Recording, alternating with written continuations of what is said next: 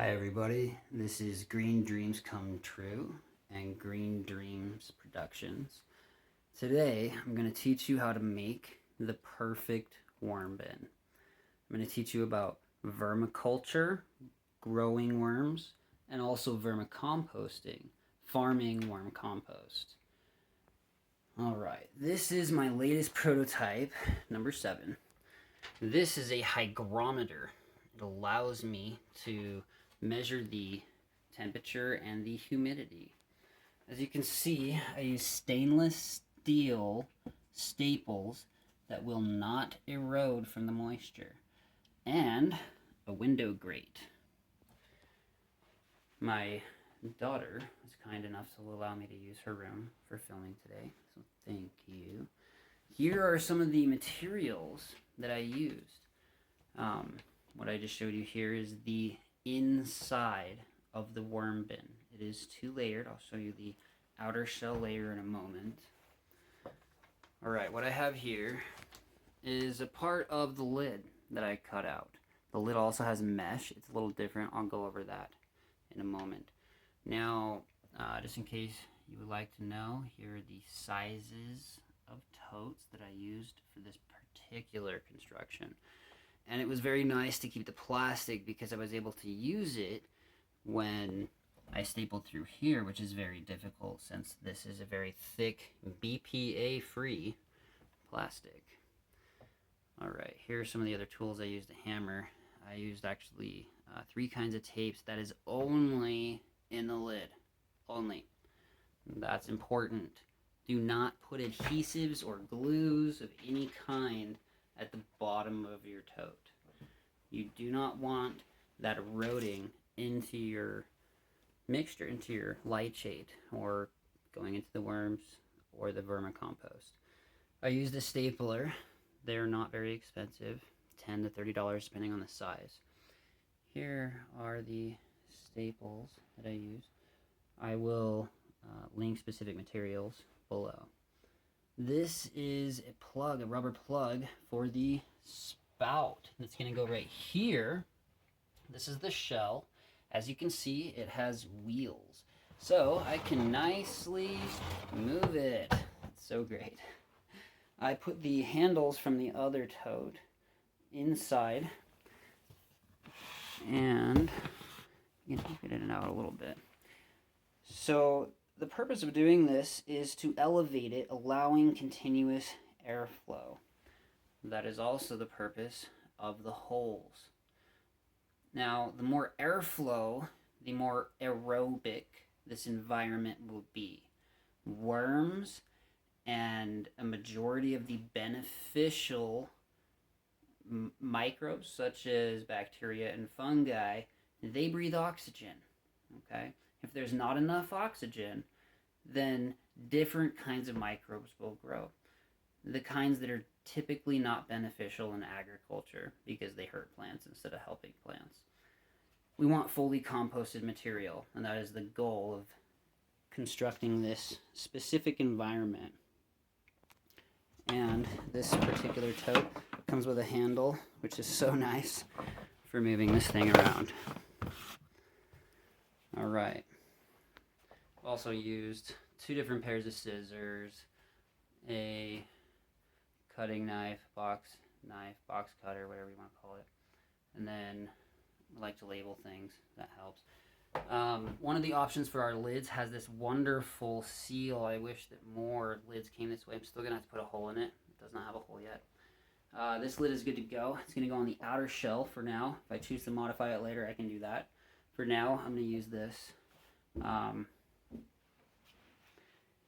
Here are some of the tools of the trade that we use in vermiculture and vermicomposting. I love isopropyl alcohol, 70%. You can spray it on everything, your fingers included, and it will just evaporate into hydrogen, and it will sanitize your hands very, very effectively and non-toxically. Also, googly eyes just make everything funnier. This is a pH meter. If you are worried that it is too acidic or too alkaline for your worms, or when you're balancing what comes out to apply it to plants, for example, then a pH meter is very handy. You do need to calibrate electronic pH meters. This is a handheld microscope, very handy if you are wanting to know if there are specific microorganisms or micro insects, for example, that you are worried about potentially harming a crop, in case you need to adjust what is composting in your bin.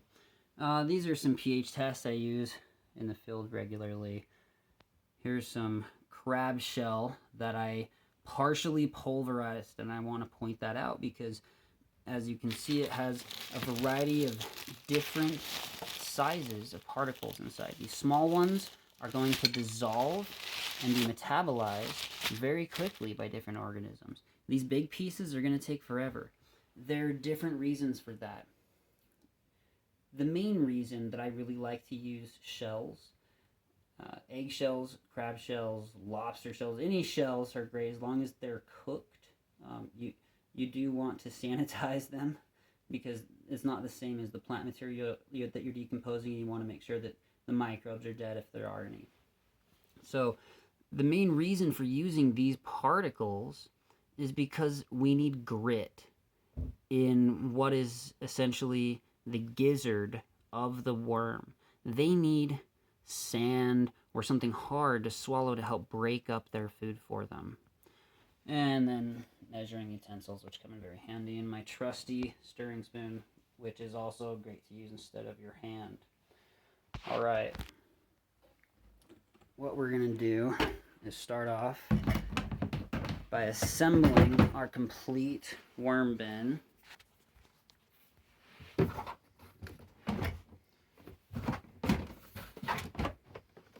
And I want it to go down so that I can put my other lid on it. I'm also testing the pressure points. It's fantastic. Now I'm going to start to layer it with different ingredients.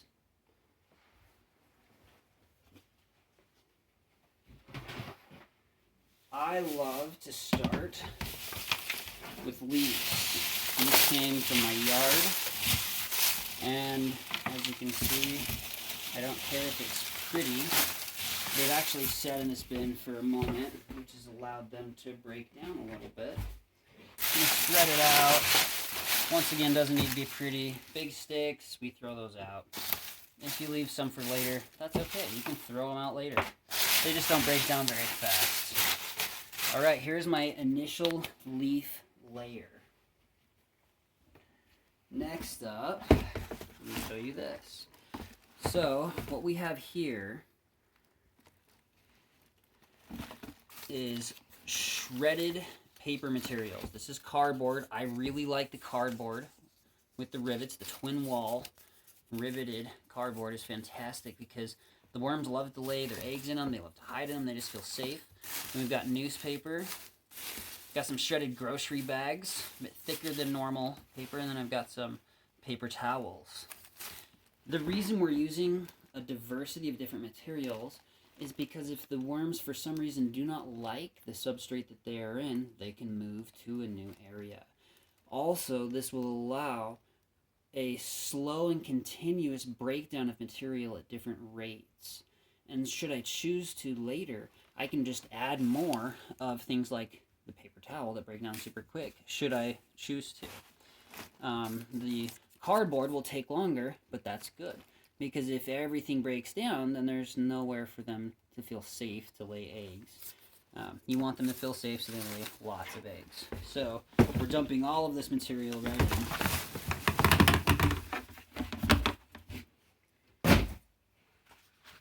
Alright, here are our egg cartons. I checked. There are no dangerous materials in these. I'm just going to roughly rip them, throw them into the corners. We'll deal with those in a minute. They don't need to be pretty. Alright. We showed you the tools. Let's get on to some of our other ingredients now.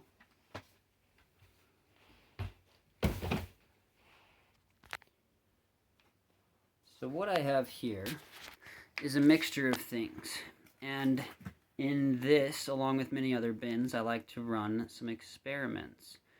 So I like to add a lot of biochar material. This is just some burnt wood, non-treated.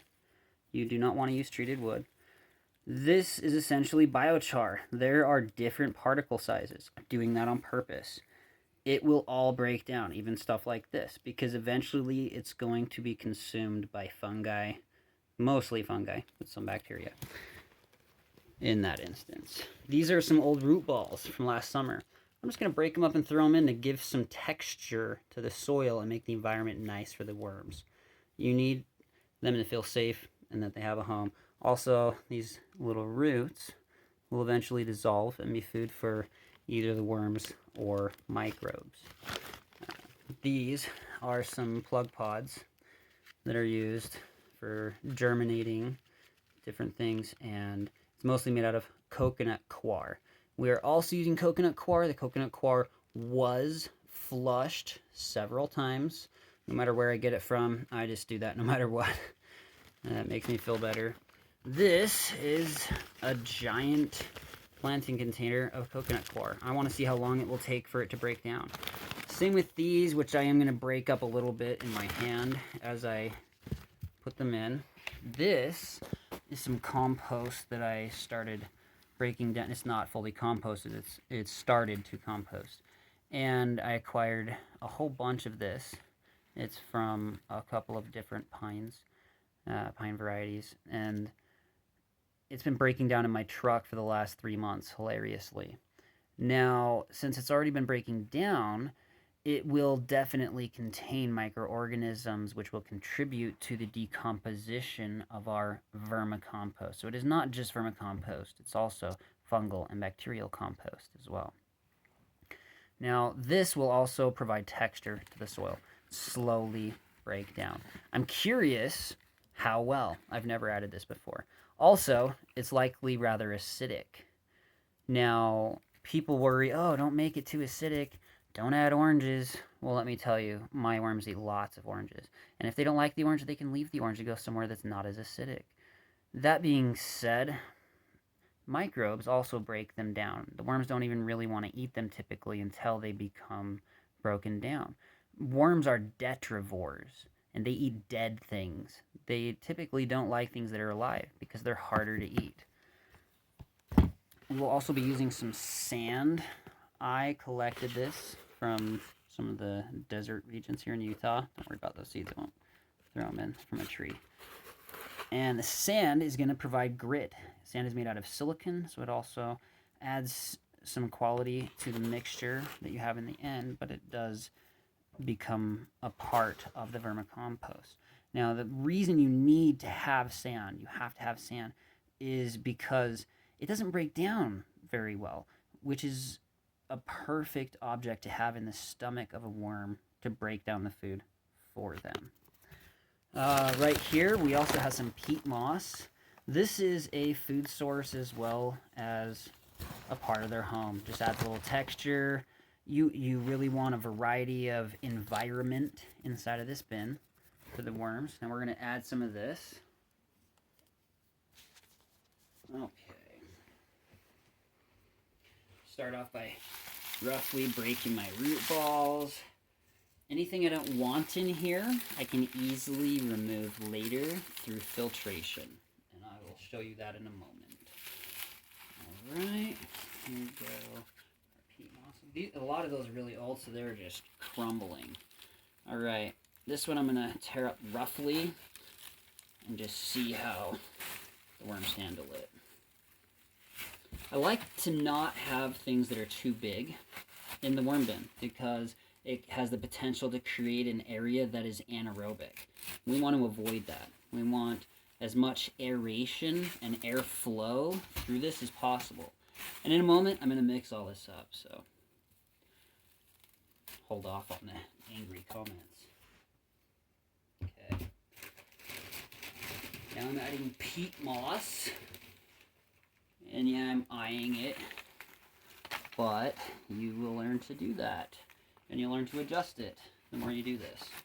This is my 7th worm bin prototype of the year. I'm continuously trying to improve the design. This particular worm bin will be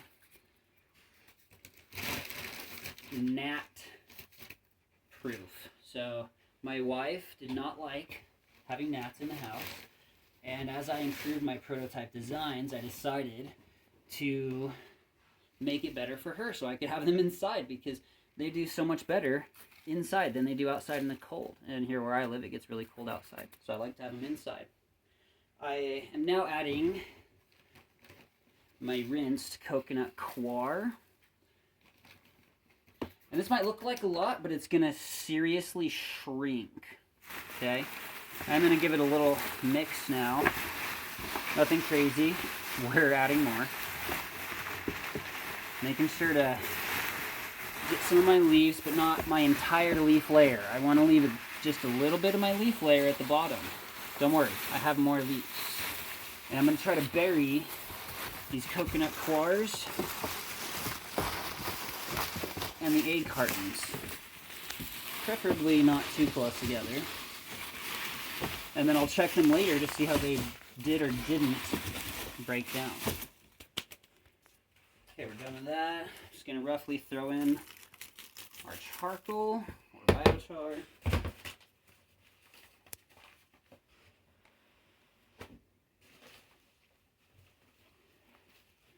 A little bit of decomposing wet newspaper just for fun. And cardboard.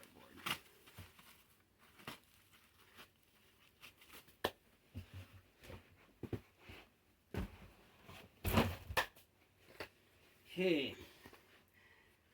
I am just going to add the pine needle compost to this side.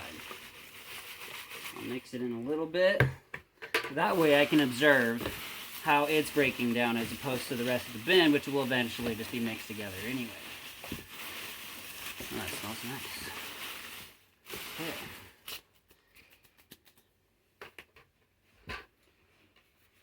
I'm adding in sand. You can use all sorts of different sand. In my opinion, having a variety of sand sizes is ideal. That's what you want to do. I don't feel like this is enough leaves, so now we're going to add some leaves so I feel better. Worms love breaking down leaves. They're already decomposing. And I can compact things a little when I'm starting to spin. Not like crazy. Oh, that's enough.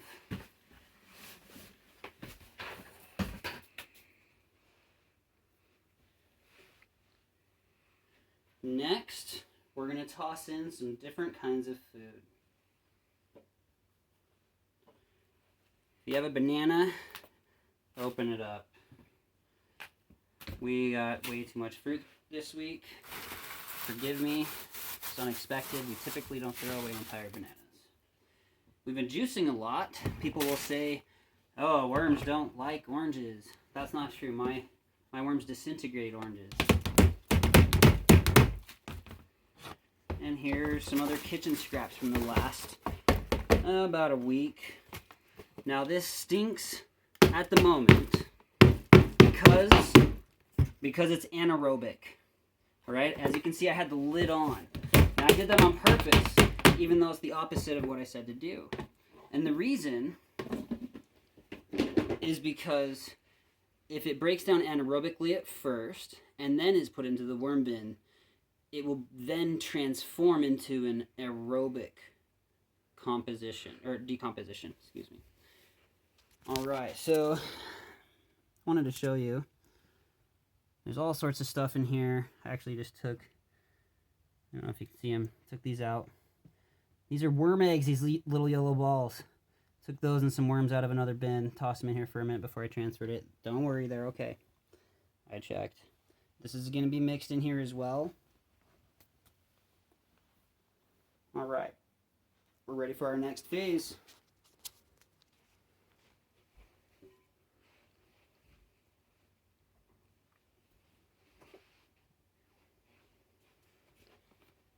This is lychate. Lychate is the juice that comes out of the bottom of your bin. I juiced one of my other bins before I began so that I could use its leachate to inoculate this material with microorganisms and micronutrients, secondary metabolites, things that will essentially help it to break down at a faster rate. I'm going to be periodically adding it in very small amounts because I don't want it to go through the bottom. I want it to get into my material here. And the reason I'm adding all of this before I add any worms is because we want it to be a nice home before we put the worms in it.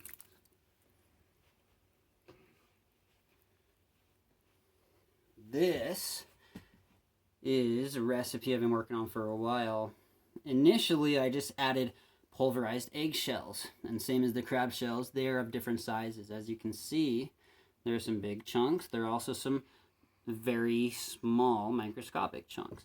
I added equal parts of eggshells that were partially pulverized to acetic acid, which is vinegar. Now, the chemical reaction that occurs produces a form of calcium that is not only available to plants, but also available to the microorganisms. Now, our goal is to provide a store of slow-releasing nutrients to the microorganisms. The reason it's brown is because I added molasses. Molasses is a great sugar source for the microorganisms to just bloom really quick. I also added partially pulverized brown rice. That will add a slow energy source in the form of a carbohydrate or starch. You can just dump it in. It doesn't need to be pretty. I'll rinse it out with a little bit of my leachate.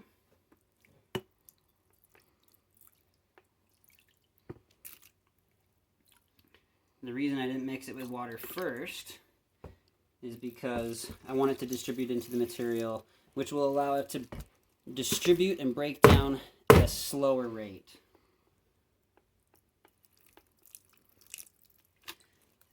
You don't have to worry about the acidity of the vinegar because the alkalinity of the eggshells neutralizes it. You can also test your solution like I did if you're worried about it. Here is my coffee from this morning, which I regularly add to my worm food bin. Just going to toss that in there. Perfect.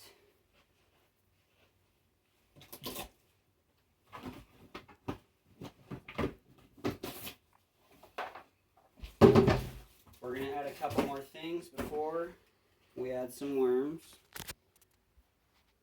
So, we will use some oats. We will add a little bit of this mic. Mic is granulated ectomycorrhizal fungi, and if it survives in here, they are typically symbiotic with plants, and it will help anything that they grow with. So I like to inoculate with that product. It's a great product. No one is endorsing these videos, but if you would like to, feel free to reach out. Here is some of the molasses we use. I will be adding a little bit of rock phosphate. Never hurts to have any. I'll be adding a little bit of kelp and alfalfa meal. I'd prefer to also have alfalfa granules because then you'll have a slow releasing carbohydrate. All right.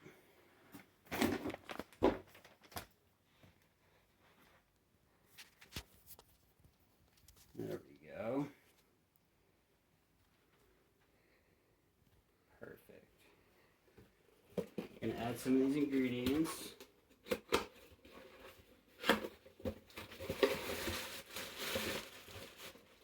Here's the rock phosphate. Please be careful with these powdered nutrients to not inhale them or get them into your eye. Rinse your hand when you're done handling them.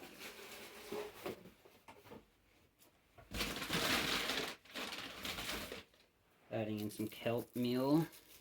Just another easy food source for the microorganisms.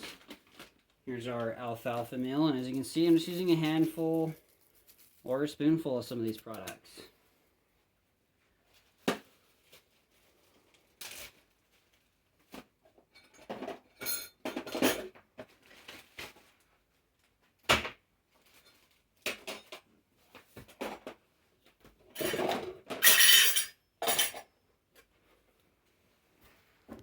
Okay, I'm going to show you some of the chemistry.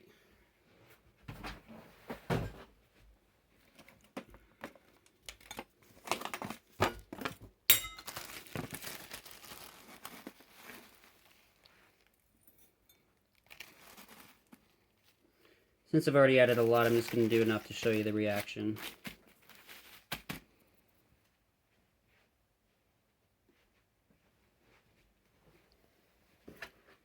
You should be able to hear it as well. In approximately equal parts. You can neutralize the solution later with water.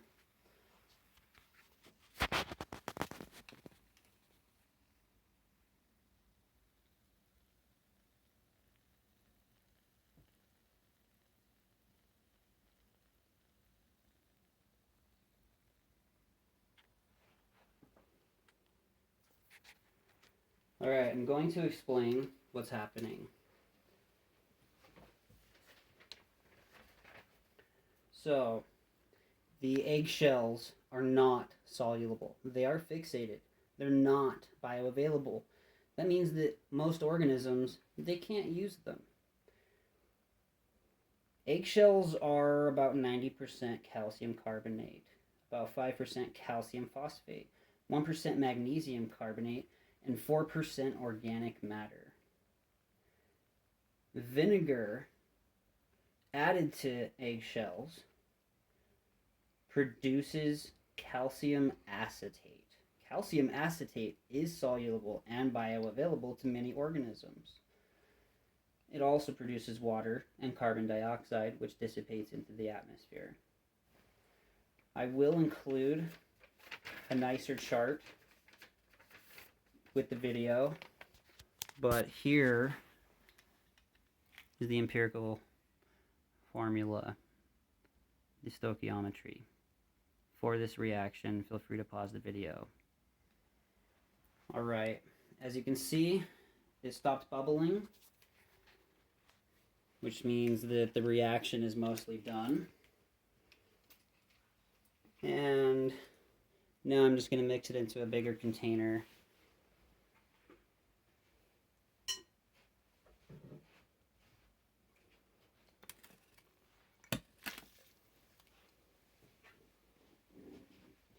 This is water that was dechlorinated by leaving it out.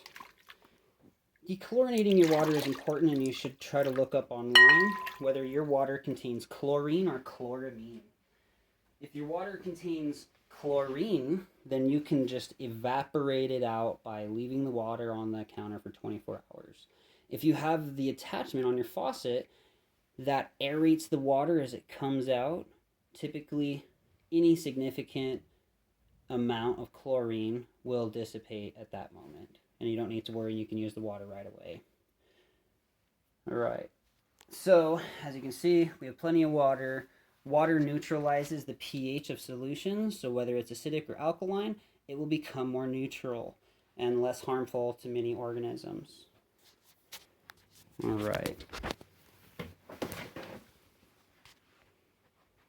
we're going to add our last ingredients.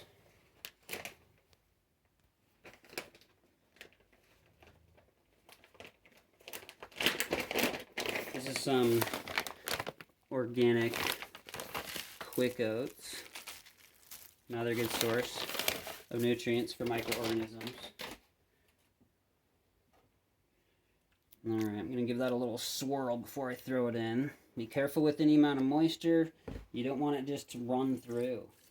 So I'm really trying to get some of these drier particles that it will stick to and absorb. And it has a ton of dry material below it. That's why I did not pre-soak the material. We still have lychate as well.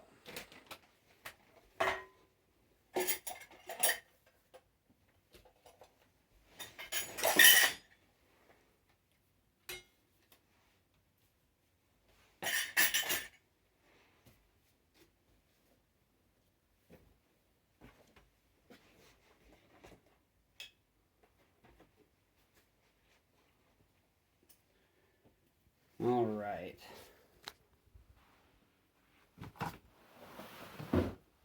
Next up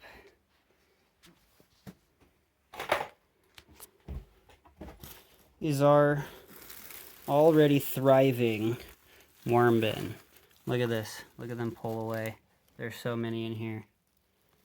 Just in this top couple of inches. They're just such happy worms. I feed them all sorts of stuff. And this does not smell like rotting food. This smells like the rainforest. It's amazing. This right here is my transfer vessel from one of my other bins, my finished bins. I pulled these guys out and I saved them from a dry, horrible death of dehydrating vermicompost. And I did it with citrus and melons. They like the mycelium, the mold that grows. This right here is amazing worm food. It also breaks down your material for you. Why just have the worms do it? Doesn't make sense. But as you can see, these guys are everywhere. And that is just the first